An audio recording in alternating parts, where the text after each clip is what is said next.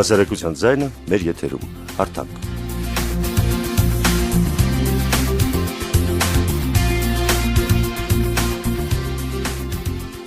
Բարի օր, հանրային ռադիոյի եթերում հասարակական կարծիքի ուսումնասիրման կենտրոնի հարթակ հաղորդաշարն է։ Հարթակն այս ամիս անդրադառնում է Հայաստանի հարևան երկրներին։ Ճանաչում ենք արդյոք մեր հարևաններին, գիտենք նրանց լեզուն, մտածելակերպը, մշակույթը։ Մեր նախորդ քննարկումների ժամանակ անդրադարձել ենք Իրանի ու Վրաստանի գործոնին։ Այսօր խոսելու ենք մեր հավերժական թշնամու Թուրքիայի մասին, որի ձեռքերն արյունոտ են հայերի ու քրիստոնյա այլ ազգերի ցեղասպանությամբ։ Ապրիլի 24-ին ամբողջ աշխարհի հայերը կրկին հարգանքի տուր կմատուցեն 101 տարի առաջ թուրքական Նախճիրի զոհ դարձած 1.5 միլիոն անմեղ զոհերի հիշատակի համար։ Մենք դա հիշում ենք ու դատապարտում։ Քիչ անց տաղավարում իմ հյուրն է լինելու Ցեղասպանության թանգարան ինստիտուտի փոխտնօրեն Սուրեն Մանուկյանը։ Իսկ մինչև այդ լսենք իմ գործընկեր Ալինա Պողոսյանի պատրաստած ռեպորտաժը։ Ապրիլի 2-ին Արցախի դեմ սկսած Ադրբեջանի ձախողված պատերազմը տևեց 4 օր։ Քառօրյա պատերազմի սցենարը կարող է լինել նաև Թուրքիայի ձեռքի գործը, ասում են փորձագետները։ Ինչու հիմա հարցին մասնագետների կարծիքը գրեթե միանշանակ է։ Թուրքերը չեն էլ թաքցրել, որ աջակցում են իրենց արյունակից եղբայրներին, ասում է Գիտությունների ազգային ակադեմիայի Արևելագիտության ինստիտուտի տնօրեն Ռուբեն Սաֆրասյանը։ Չի կարելի բացառել նաև ռուսական գործոնը, նշում է արևմտահայերի խնդիրների ուսումնասիրման կենտրոնի ղեկավար Հայկազուն Ալվարդյանը։ Համոզված եմ, որ սա Թուրքիայի կողմից օժանդակված, նախապատրաստված գործողություններ եւ այստեղ Թուրքիան եւ Ադրբեջանը գործել են համատեղ։ Ես կարծում եմ, որ Ադրբեջանը ինչու հիմա որոշեց այդ ագրեսիան կազմակերպել, որովհետեւ մի կողմից երկրի տնտեսական վիճակն է վատանում կապված նավթի գների նիճեցման հետ։ Մյուս կողմից Ադրբեջանը հայտնվել է ֆինանսական առումով ծանր դրության մեջ։ Հարձակվողը ոչ Թուրքիան է, ոչ Ռուսաստանը, հարձակվողը Ադրբեջանն է։ Ուրիշ բան է, որ հարձակման երկրորդ օրը մի շարք ուժեր առաջերտին ռուսական փորձագետները, վերլուծաբանները անմիջապես ցեցին մեղավորին որոտել Թուրքիայում։ Դա հետաքրքիր վարկած է, չէ՞։ Ուրիշ ժամանակներում չեն կարողանում, բայց Ադրբեջանը հարձակվում է Հայաստանի վրա, Ադրբեջանի հասցեին ոչ մի խոսք չի ասվում ռուսների կողմից։ Բոլորը ասում են, սա Թուրքիան է կազմակերպել, այսինքն նշանակում է Ադրբեջանին հանում են հարվածից դուրս։ Ինչու են հանում հարվածից դուրս։ Այս դեպքում եզրակացությունը մեկն է, որովհետև Ադրբեջանի գործողությունները համընկնում են նման հայտարարություններ ունեցողների քաղաքական շահերին։ Տեսնում եմ, որ Մինսկի խմբի գործունեությունը գնալով դառնում է ոչ արդյունավետ, բոլորն են հասկանում, եւ Ռուսաստանը կարծես թե որոշել է ոչ թե լինել Մինսկի համանախագահներից 3-ից մեկը, այլ լինել 3-ից առաջինը։ Եվ հետաքրքիր է, որ երբ նրանք դեռ հարձակվում էին եւ հաջողություն ունեին, Ռուսաստանը կարծես չփորձեց միջամտել, բայց երբ մերոնք կարողացան կասեցնել հարձակումը եւ վերականգնել դիրքերը,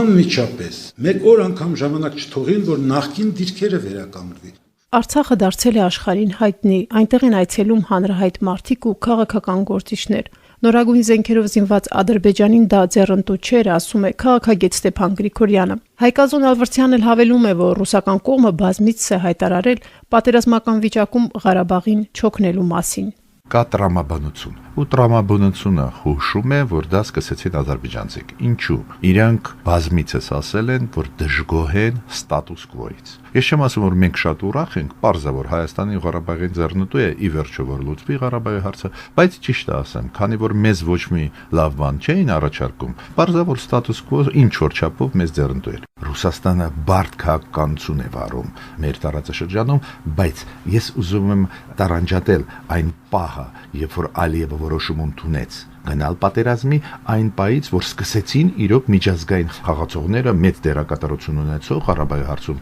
սկսեցին խաղալ քաղաքական լուրջ քայլեր անել։ Ի վերջո ես համոզված չեմ, որ Ռուսաստանին շատ պետք է այդ պատերազմը։ Միգուցե լարվածությունը շատ էլ պետք է Ռուսաստանին, դրանով ինքը մանիպուլյացիա անում է Ադրբեջան-Հայաստանի միջև, մեզ պահում է իր կողքը։ Մեծ պատերազմ համոզված են, որ պետք չէր, բայց երբ որ Ալիևը սկսեց պատերազմ, պարզա միացան այդպես կոչված ռուսական գործոնը։ Թուրքական գործոնը Թուրքիան սկսեց միակողմանի աջակցել, բայց քանի որ Թուրքիայի դիրքորոշումը շատ պրիմիտիվ պրոազերբայջանական է, ազդեցությունը այդտեղ չի աճում։ Բայց Ռուսաստանը ավելի, եթե նկատել եք, նուրբ մի կողմից կարծես թե եւ մեզ է օգնում, Ես չեմ տեսնում, որ Ռուսաստանը այդպես ուզում է, որ մենք կորցնենք Ղարաբաղը, որ Ադրբեջանը շատ ուժեղանա, բայց մյուս կողմից Ռուսաստանը ուզում է, որ Ադրբեջանը մտնի Եվրասիական միություն, դա է պատճառը, որ ինչ որ սկսում է ինչ որ քաղաքական խաղեր, որոնք էլ առաջացրեցին հայ հասարակության մեջ դժգոհություն։ Թուրքերը կարող է ադրբեջանցիներին աջակցել իրենց եղբայրներին, բայց ադրբեջանցիները ինչու համարձակվեցին հարձակվել Ղարաբաղի վրա, որտեղ ռուսները մի քանի անգամ պաշտոնական մագարտում ասացին, որ Ղարաբաղի վրա Ադրբեջանի հարձակումը իրենք չի ուզում, դա հապկի անդամ չէ, նրանք չեն միջամտի, եւ նրանք շատ լավ գիտեին, միթե ադրբեջանցիք չպետք է հասկանան այդքան բանը։ Միթե կարծում եք նրանք այդքան հիմար են, որ չհասկանան, թե ինչ է նշանակում։ Ղարաբաղին վրա դուք կարող եք հարձակվել, չենք միջամտի, դա այն դեպքում, երբ Հայաստանին էլ չենք զինում, ձեզ տալիս ենք ամենագեր ժամանակակից զենքերը։ Թուրքիան միշտ էլ հայտարարել է, որ Հայաստանի հետ հարաբերությունների կարգավորման նախապայման է ի թիվս այլ պահանջների նաև Լեռնային Ղարաբաղի Հանրապետության խնդրի ադրբեջանամետ լուծումը։ Ցեղասպանությունից 100 տարի էլ անց ակնհայտ է, որ Թուրքիան չի ճանաչել ու չի էլ ճանաչելու իր կատարած ոճրագործությունը։ Նախորդ տարի հայկական կողմն առաջ քաշեց ճանաչումից հատուցում պահանջը։ Այո, մենք ասում ենք, որ մենք պահանջներ ունենք Թուրքիայի նկատմամբ, բայց այդ պահանջները իրականություն դարձնելու համար մենք պետք է մտնենք մի այնպիսի դաշտ, որտեղ մենք ունենք մի այնպիսի հակառակորդ, ինչպես Թուրքիան է, պետություն մեծ ռեսուրսների տեր, մեծ հնարավորությունների, քաղաքական կշռի եւ այլն։ Եվ այս առումով պետք է, ես համոզված եմ, ոչ միայն Հայաստանի գիտնականների, մասնագետների, իրավագետների, քաղաքագետների, պատմաբանների ջանքերը կենտրոնացվեն, այլ նաև Սփյուռքի։ Սա համահայկական խնդիր է։ Ինչ ենք պահանջելու Թուրքիայից։ Ու մենք պետք է մեկ բան հասկանանք, որ այդ երկարատև process է, քանի որ Էրդողանի Թուրքիայում մենք տեսնում ենք լուրջ նահանջ է ապրել ժողովրդավարությունը։ Միայն ժողովրդավարական Թուրքիան շանս ունի ճանաչելու ցեղասպանություն։ Օրինակ այսօրվա քաղաքականությունը Էրդողանի բոլոր հարևանների նկատմամբ, ոչ միայն հայերի նկատմամբ, Հայաստանի նկատմամբ, բավական տարօրինակ է։ Մեկ նայում ես, պատկերացնում եք, իրանք վերսկսեցին պատերազմ իրենց քրդերի հետ։ Իր օֆիցիալ իշխանությունը վերսկսեց քաղաքացիական պատերազմ։ Գիտեք, այդ չի տեղավորվում տրամաբանության մեջ։ Ուրեմն Էրդողանի վարչակարգը բավական բարդ է, ու ես չեմ տեսնում ստեղ դաշտ իր հետ համագործակցելու այսօր այս ձևի լուրջ հարցերում։ Այո, պետք է շարունակել միջազգային ճնշումը Թուրքիայի վրա, ցեղասպանությունը ճանաչելու։ Մոռացեք այդ ցեղասպանության մասին այդքան շատ խոսել։ Վերջացեք։ Պետք չէ, հերիք եղավ։ Ճանաչում էիք ուզում էինք, ճանաչում է աշխարհը։ Բոլորը գիտեն ինչ է կատարվել։ Եթե մեկն ու մյուսը չի ընդունում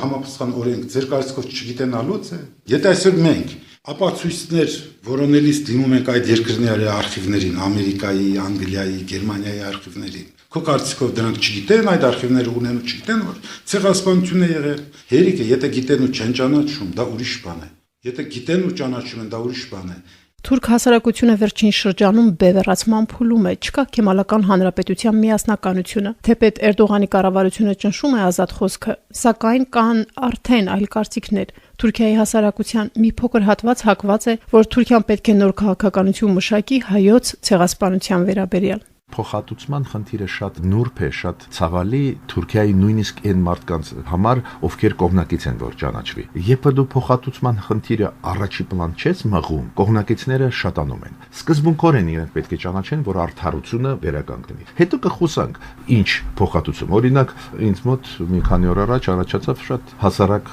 գաղափար։ Թող մեզ վերադարձնեն Մասիս Սարը, այդ սիմվոլը, ազատության սիմվոլը, այլ բան մենք չենք ունենա ու նորմալացնենք մի քիչ միամիտ կարող է բանել ասում։ Հարևանությունը քեզից կախված չի։ Այդ հարցը մեկը միշտ մոռացեք։ Հարաբերություններ կարող հաստատում է միայն նա, ով որ կարող է դրանք չեղել հայտար։ Վերջացավ։ Միշտ ուժեղը հզորը ինքն է որոշում, քեզ ընկերություն անի թե չանի։ Այդ ինչ բան է, մինչև հիմա ասում են խաղաղություն թե պատերազմ։ Խաղաղություն կարող է պարտադրել միայն նա, ով կարող է հաղթել։ Հարևանություն կարող է միայն անել նա, ով կարող է նաև չանել։ Երբ որ երկու պետությունների միջև ոչ դիվանագիտական, ոչ քաղաքական, ոչ տնտեսական, ոչ մշակութային առնչություն չկա, ինչ հարևանության մասին է խոսքը։ Փակ սահմաններում հարևանություն չեն անում։ Թուրքի մտքի ծայրով չի անցնում այն, ինչ անցնում է մեր մտքի ծայրով։ Նա երբ ասում է, եկեք ասենք, այո, եղել է, ներողություն ենք խնդրում, ընդհանրապես ուզում է Թուրքիայի վրայից այդ բիծը հանել, դա էլ մեծ քայլ է։ Բայց ասել թե այսօր թուրք հասարակությունը փոխվել է, հարևանության մասին խոսել, բարեկամության մասին խոսել, սուտ է։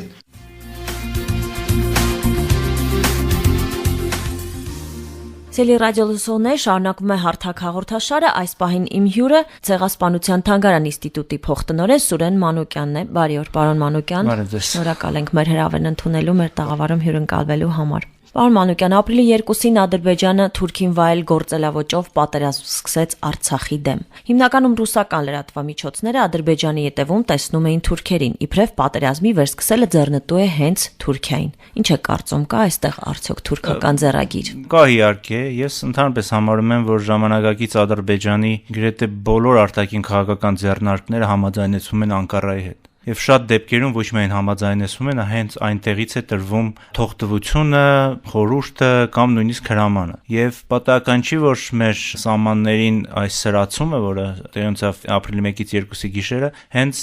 ուղղակիորեն կապված էր նաև Ալիև Էրդողան հանդիպման հետ, որտեղ ամենայն հավանականությամբ ինչ-որ հարցեր են քննարկվել եւ որտեղ ամենայն հավանականությամբ որոշվել է, որ սա հենց ամենաճիշտ պահն է սկսել ռազմական գործողությունները։ Եվ այդ առումով իհարկե պարզ է, որ ռուսական կողմը այսօր ունի իր սեփական շահերը այս թեման բարձրացնելու եւ իր սեփական հետաքրքրությունները նաեւ Թուրքիայի ձեռքը տեսնելու ցանկացած հակամարտության մեջ, բայց այս դեպքում կարելի է ասել, որ իրենց ցանկալին եւ իրականությունը շատ մոտ են ճիշտ լինելուն։ Պարոն Մանուկյան, կարող է արդյոք իր հայրենիքը պահող Արցախցու պատերազմը այսօր վերածվել ռուս-թուրքական տարածաշրջանային մեծ պատերազմ։ Չեմ կարծում, որովհետեւ Ռուսաստանն եւ Թուրքիան շատ մեծ խաղացողներ են, որպեսզի պատերազմ մղեն եւ ընդհանրապես միջազգային հարաբերությունների ժամանակակից պատկերը մեզ ցույց է տալիս, որ որպես այդպիսի մեծ խաղացողները իրենք ուղղակի պատերազմ չեն մղում կամ ուղղակի հակամարտության մեջ չեն մտնում։ Իրենք գործում են այլ ուժերի ձեռքով, փոքր հակամարտություններ հրահրելով, այսպես շատ հիմա պոպուլյար է դարձել հիբրիդային պատերազմներ վարելով մեկը մյուսի դեմ եւ շատ հնարավոր է, որ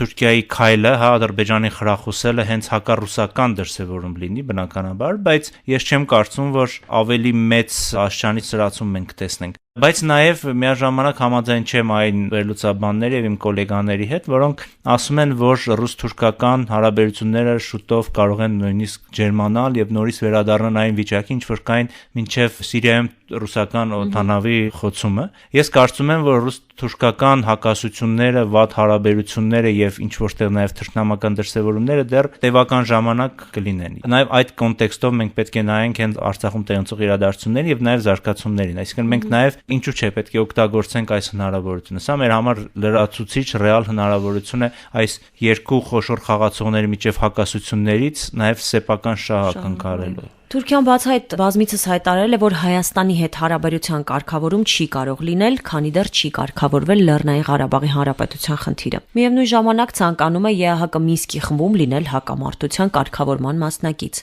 Մենք ըստ ձեզ դա կանխելու համար արդյոք կատարել ենք բավարար քայլեր, թե ոչ։ Թուրքիան արդեն Մինսկի խմբի անդամ է, բայց ինքը ցանկանում է գրավել ավելի ակտիվ դեր, ավելի որոշիչ դեր այս ֆորմատում եւ նաեւ ինչու՞ չէ ընդգրկվել այդ եռանախագահների ֆորմատի մեջ։ Եվ պատահական չի, որ Ադրբեջանը վերջին շրջանում երևի մի տարվա ընթացքում հիմնական թիրախը, հիմնական շեշտը ուղղել է հենց այդ եռանախագահների ինստիտուտին, մշտապես ընդգծելով նրա անգործունյա լինելը, նրա ոչ արդյունավետ գործելը եւ ես կարծում եմ, որ նորից առանց մեծ եղբոր համաձայնության եւ հրահրման նման բանի նա չէր գնա, որովհետեւ նաեւ պարբերաբար դրա հետ մեկտեղ մենք տեսնում ենք Թուրքիայի բարձրաձայնող կոչերը Թուրքիային ընդգրկվել ավելի վճռական դերով այս հակամարտության կարգավորման։ Բայց այս 4-օրյա պատերազմը իհարկե շատ ողբերգություններով լի մեր համար, որովհետև բազմաթիվ հերոսներ տվեցինք այս հակամարտությունում, բայց նաև ինչ որտեղ դրական բան տվեց մեզ։ Նա մի տեսակ մաքրեց տեսադաշտը եւ Թուրքիան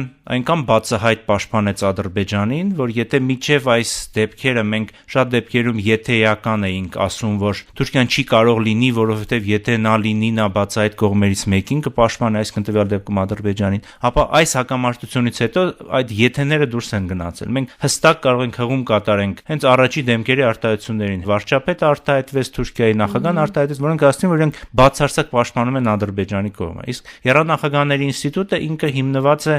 անաչառության եւ չեզոքության սկզբունքի վրա, շատ դեպքում նաեւ տարօրինակ չեզոքության։ Ինչպես մենք տեսանք վերջի հակամարտությունում, երբ որ եռանախագահները նույնիսկ այս իրավիճակում, երբ որ բոլորը գիտեին ով է առաջինը, այսինքն սանձազերծել, եւ ընդ որում սա գիտեին ոչ միայն արբանյակային տեսանկարահանման միջոցով, որը նույնպես ժամանակակից պայմաններում ոչ մի դժվարություն չի հարուցում դա ստուգել, այլ նաև հենց Ադրբեջանի հայտարարություններից։ Հիշում եք, դեսպան Ադրբեջանը հենց երկրորդ օրը Մոսկվայում Ադրբեջանի դեսպանը, որ այո, իրենք են առաջինը հարձակվել, որովհետև իբր թե իրենց համբերությունը հատել է եւ այլն։ Այսինքն նույնիսկ այս պայմաններում, երբ որ բացահայտ էր, թե կողմերից մեկը ով է խախտել, երանախագահները նախընտրեցին այդ թվացial չեզոքությունը, այդ արհեստական չեզոքությունը։ Եվ այս պայմաններում Թուրքիայի ընդգրկվելը ուղղակի ես կարծում եմ այս դեպքերից հետո բացառում է։ Սա թերևս մեր համար մենք դա չենք շեշտում շատ, բայց մեր կողմի համար ռազմական հաղթանակներից հետո երկրորդ խոշոր ձեռքբերումը կարող է լինել։ 2015 թվականին նշվեց ցեղասպանության 100-րդ տարելիցը, որը մեծ արձագանք ունեցավ ամբողջ աշխարհում։ 15 ապրիլի 12-ին Հռոմի Պապ Ֆրանցիսկոսը հայոց մեծ եղերն անվանեց 20-րդ դարի առաջին ցեղասպանություն։ Հարամյակը լրացավ, Թուրքիան չընդունեց եւ չի ընդունելու առաջիկա տարիներին էլ ցեղասպանությունը եւ բնականաբար այսօր էլ տեսնում ենք իրավիճակն ինչպիսին է։ Ինչպես ենք մենք առաջ գնալու, որն են լինելու մեր քայլերը։ Ես կարծում եմ, որ մենք մեր դիվանագիտական հաստատությունները, մեր հանրային կարծիքը, մեր լրագրությունը պետք է միշտ մի շեշտադրում անի այս դեպքերից հետո։ Ադրբեջանը դրսևորեց հստակ ցեղասպանական քաղաքականություն եւ խաղաղ բնակիչների ոչնչացումը եւ խոշտանգումը, եւ մեր հերոսների մարմինների խոշտանգումը եւ խեղումը միջև վերադարձնել, այդ ամեն ինչը ցույց է տալիս, որ մենք տվյալ դեպքում գործ ունենք ոչ թե ուղղակի պատերազմական գործողությունների հետ, մենք ունենք ցեղասպանության վտանգի հետ։ Բացի նույն ձեռագրից մենք բազմիցս տեսել ենք, լսել ենք Ադրբեջանի առաջնորդների կոչերը, որոնց բացահայտ հայատյացության եւ հայերին ոչնչացնելու է ուղղված։ Մենք տեսանք ադրբեջանական բանակի գործողությունները Թալիշում։ Եվ այս ամբողջը մեզ թույլ է տալիս միջազգային հանրության առջև ներկայանալ ոչ թե իբրև պատերազմող կողմ երկու կողմերից մեկը, այլ իբրև մի ժողովուրդ, որ պայքարում է չցեղասպանվելու համար։ Այս պատերազմը ի վերջո նաև եւ մեր ընկալման համար եւ արտաքին ընկալման համար մենք պետք է կարողանանք նման ձև ներկայացնենք, որ մենք ունենք երկու տարբերակ հայերս, տվյալ հակամարտության մեջ, կամ մենք հաղթելու ենք, կամ մենք ցեղասպանվելու ենք, եւ Ադրբեջանը նաև Թուրքիայի բնականաբար օժանդակությամբ եւ աջակցությամբ դա ցույց տվեց։ Հիմա վերադառնանք 100-րդ տարելիցին եւ միջոցառումներին։ Ես կարծում եմ, որ այս միջոցառումները նաև ինչ որտեղ իրենց լուման ունեն մեր այս հաղթանակի մեջ, որովհետև իրենք եւս մեկ անգամ թարմացրեցին այն թեզը, որ մենք այլևս երբեք։ Ի վերջո նաև անցած տարվա միջոցառումների մեջ կարմիր թելով անցնում էր այն միտքը, որ 100 տարի առաջ մենք նաև զոհեր ունեցանք, որտեղ չկռվեցինք, մենք չինքնապաշտպանվեցինք, մենք միամիտ գտնվեցինք եւ լսեցինք եւ հույսը դրեցինք արտաքին ուժերի վրա։ Այս գործողությունները ցույց տվեցին, որ մենք հասուն ենք։ Անցած տարին նաև ազդեց հանրային գիտակցության վրա, միգուցե նաև այդ զինվորների գիտակցության վրա, որոնք հստակ հասկանում են, որ դրսից օգնություն սպասել պետք չի, իրենք հստակ հասկանում են, որ եթե իրենք հիմազի չեն, ոչ միայն իրենք կբնաջնջեն, այլ նաև իրենց գյուղերը, իրենց քաղաքները եւ իրենց հարազատներին կբնաջնջեն։ Եվ դա նաև ուժ տվեց ֆանտաստիկ հերոսությունների մեր տղաների կողմից, եւ ես կարծում եմ, որ այլևս երբեք հայը չպետք է թույլ տա, որ իրեն անպատիժ սպանեն, անպատիժ վնասեն։ Այդ առումով ես կապը 100-րդ տարելիցի այդ միջոցառումների եւ այս գործողությունների մեջ հստակ տեսնում եմ։ Ինչ պետք է անենք մենք առաջ գնալով։ Ես կարծում եմ, որ ամենակարևորը անցած տարվա այդ թափը չգցելն է։ Միջազգային հանրությունը ամբողջ տարի խոսեց հայոց ցեղասպանության վերաբերյալ։ Լավագույն ամենաբարձրակարգ լրատվամիջոցները գրեցին, հեռուստատեսությունը ցույց տվեց, գիտական բոլոր գրեթե հաստատություններում եղան կոնֆերանսներ, այսինքն միջազգային հասարակությունը ցույց տվեց, որ այս հարցում նա մեր կողմն է եւ մենք իրավունք չունենք ուղղակի նման խաղակարգը, նման քաղաքական եւ հասարակական ռեսուրսները վատնել։ Եթե մենք 15 թիվը դիտարկենք որպես մի անգամվա գործողություն, մենք տապալվենք ազգով եւ դրա համար հաջորդ քայլերը պետք է լինի մշտական եւ ամենօրյա ճնշումը Թուրքիայի վրա։ Դիլին դա դիվանագիտական հաստատությունների միջոցով, տեղի հայկական համայնքների միջոցով, Թուրքիայի պետության դեմ ներկայացվող հայցերի տեսքով, փոխհատուցման թղթածրարի պատրաստման եւ միջազգային շրջանառության տեսքով, մենք պետք է մշտապես այդ ճանապարհով շարժվենք, որովհետեւ նաեւ վերջին դեպքերը ցույց տվեցին եւ մենք դա մի շեշտում ենք մեր թանգարանում, որ հայոց ցեղասպանության թեման դա զուտ պատմական թեմա չի եւ դա զուտ հիշողության կամ անցյալի հետ կապված թեմա չի, դա մեր այսօրվա ազգային անվտանգության թեման է։ Քանի դեռ մենք այդ թեման բարձրաձայնում ենք, քանի դեռ մենք աշխարհում խոսում ենք եղած ցեղասպանության մասին, մենք կանխում ենք Թուրքիային ավելի ագրեսիվ գործողություններին։ Թուրքիան հայտնում է պաշտպանվողի դերում։ Ինքը ստիպված է լինում պաշտպանվել մեր հայցերից, մեր քայլերից, մեր դիմումներից եւ այս դեպքով մենք կարողանում ենք նաև նախաձեռնությունը մեր ձեռքում պահենք։ Դա է իմ կարծիքով ճանապարհը։ Ասում եք միջազգային հարությունը պետք է տեղեկանա, ինչը մենք անում ենք հիմա։ Դրական արձագանքները, դրանց պտուղները զգացել եք թե ոչ, չէ՞ որ այս օրերի ընթացքում բազմաթիվ տեսանյութեր են հայտնվել միջազգային լրատվամիջոցներում։ Համենայն դեպս միջազգային հանրային կարծիքի ֆոնը մեր համար շատ դրական եմ գտնում, որովհետև եղան մի քանի դեպքեր, որոնք ուղղակի մի ամիս առաջ դժվար էր պատկերացնել, որ CNN-ի նման հսկան միացում կունենա Արցախի արտգործնախարարի հետ եւ նրանք կդնի նույն հաշտության վրա, ինչ որ դրեց Ադրբեջանի արտգործնախարարին։ Եվ ես կարծում եմ, որ նույն այդ CNN-ի ելույթը ինքը մեծապես նպաստեց նաեւ հակամարտության դադարեցմանը, որովհետեւ ի վերջո դա մեսիջ էր, դրանով այն հզոր ուժերը, որոնք CNN-ի հետևում են, իրենք ցույց տվեցին Ադրբեջանին, որ մենք այս դիրքորոշումը ունենք եւ հետագա սրացման դեպքում կարող են այլ հետևանքներ լինել Ադրբեջանի համար։ Եվ ես կարծում եմ, որ նաեւ անցած տարվա մեր շատ արժանավայել 100 տարելիցի նշելու միջոցառումները, շատ արեստավարժ նաև աշխատանքը արտասահմանյան մամուլի հետ իրենց պտուղները բերեցին։ Ի վերջո մարդիկ, որոնք եկան Հայաստան անցած տարի, լավագույն լրատվամիջոցներից մասնակցեցին միջոցառումներին, ի վերջո այստեղ շփում ունեցան, այստեղ ընկերներ ձեռք բերեցին, բարեկամ եւ ինչ որտեղ կապվեցին նաև Հայաստանի հետ։ Եվ ես կարծում եմ, որ անցած տարվա ներգրավվածությունը համաշխարհային մամուլի Հայաստանի հետ կապելը դա եւս մի ռեսուրս է, որը մենք այս անգամ փորձեցինք օգտագործել։ Պարոն Մանուկյան, պահանջատեր դառնալու համար պետք է նաև ամուր թիկունք ունենալ, իսկ ամուր թիկունք նաև սոցիալական պայմաններն են ապահովում մարդկանց համար։ Մեր երկրում այժմ պարզ է գիտենք ինչ սոցիալական խնդիրներ կան, պետք է լուծել դրանք, պետք է ժողովրդավարական խնդիրները լուծել, որ մենք կարողանանք դրսում մեզ ավելի ներկայանալի զգալ։ Այս երկու խնդիրները կապ ունեն արդյոք իրար հետ։ Այո, իհարկե, ամենակարևոր խնդիրը, որ մենք մեր երկրում լուծելու կարիք ունենք, եւ ես կարծում եմ, որ եթե մենք այդ խնդիրը լուծենք, մենք աշխարհի ամենաուժեղ պետություններից մեկը կլինենք, դա արդարության հարցն է։ Ամենամեծ խնդիրը, որին մենք բախվում ենք ամեն օր, դա անարտարությունն է, սոցիալական անարտարությունը բոլոր ոլորտներում, եւ դա մեծապես իհարկե կախված է քաղաքական ղեկավարությունից, որովհետեւ այնուամենայնիվ ինքն է թելադրում եւ ինքն է ստեղծում խաղի կանոնները։ Բայց ես շատ հույս ունեմ, որ այս պատերազմը ինքը նաև դրական հետևանքը կտա, որովհետև ինքը մոբիլիզացրեց ազգը, ինքը ցույց տվեց, որ մեր ժողովուրդը այնուամենայնիվ անկախ նաև այդ ձեր նշած սոցիալական խնդիրներից, իմ նշած սոցիալական անարտարությունից, ինքը այնուամենայնիվ տարաձայնություններ մի կողմ է դնում, երբ որ կա ազգային խնդիր։ Ազգային խնդիրը դա ազգային անվտանգության հարցն է տվյալ պարագայում, բայց ես կարծում եմ, որ հիմա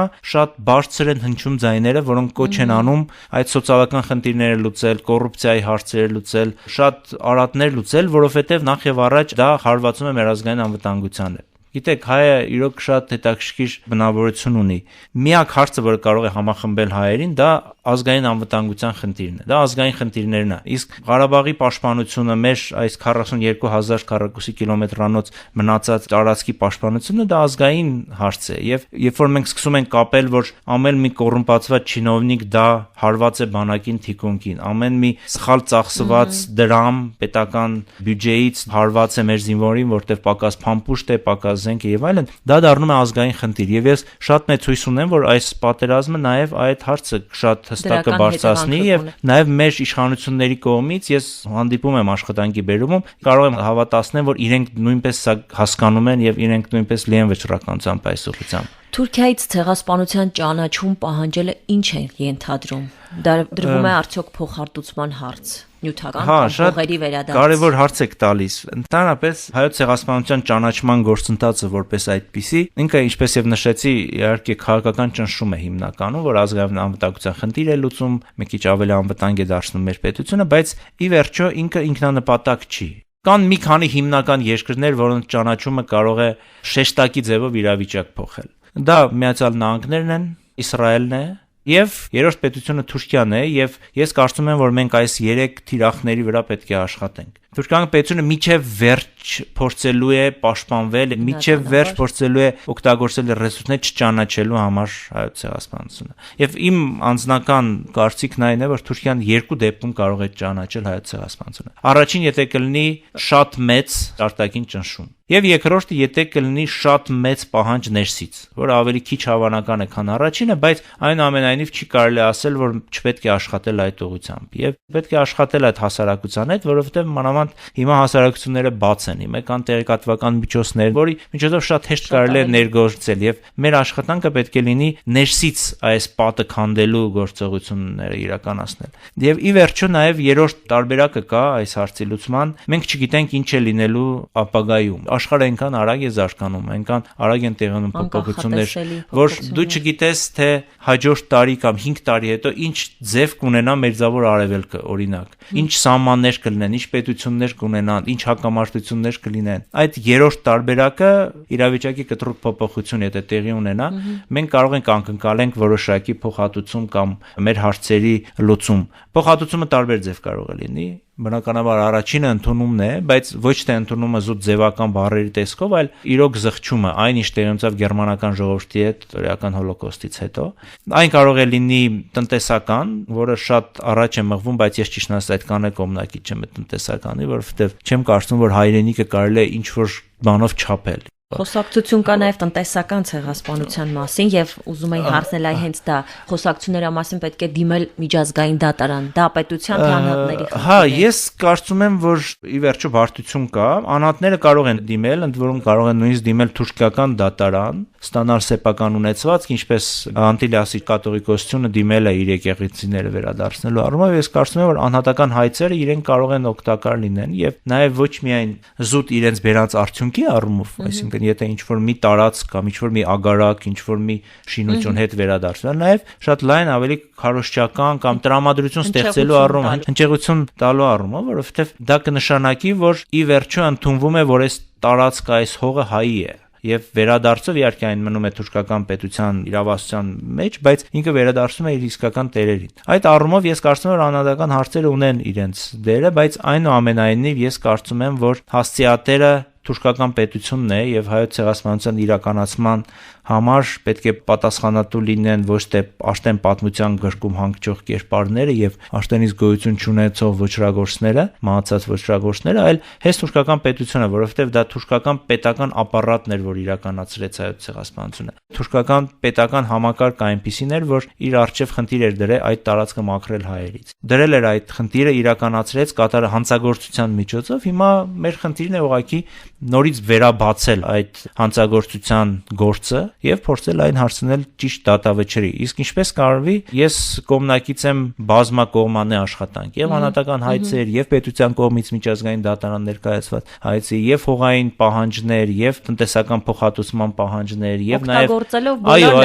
այո եւ նաեւ գիտական ակադեմիական դաշտում պահանջ ճանաչել նաև բարոյական փոխհատուցում եւ գիտնականների կողմից պատմական հիշողության վերականգնում դպրոցներում այդ թեմայը, այսինքն բոլորը պետք է աշխատենք, դա էսի մի փոքրիկ հարց չի, դա ազգային էլի խնդիր է, որ նույնչափ համախմբվածություն է պահանջում, ինչ որ նաև վերջին պատերազմ։ Պարոն Մանուկյան, զրուցեցինք այն մասին, թե ինչպիսին է մեր պետության դիրքորոշումը եւ ինչ ենք մենք պահանջում Թուրքիայից։ Խնդրում եմ ամփոփել պարզապես։ Այո, անցած տարվա կարևորագույն իրադարձություններից մեկը, որը իմ կարծիքով պատմական է եւ հետագայում պատմաբանները դրա վրա նաեւ շատ շեշտ կդնեն, դա համահայկական հռչակագիրն էր։ Իսկն առաջի անգամ մեր պետությունը 90 թվականից, երբ որ ընդունվեց անկախության հռչակագիրը եւ այնտեղ շեշտում էր, որ Հայաստանը հետամուտ է լինելու հայոց ցեղասպանության ճանաչման խնդրի, առաջին անգամ ընդունվեց համահայկական փաստաթուղթ, որը ոչ միայն հենվում էր այդ պահանջի վրա, այլ նաեւ որոշակի քայլեր էր առաջ քաշում, ինչպես անել, ինչ միջոցով եւ այլն։ Եվ ես կարծում եմ, որ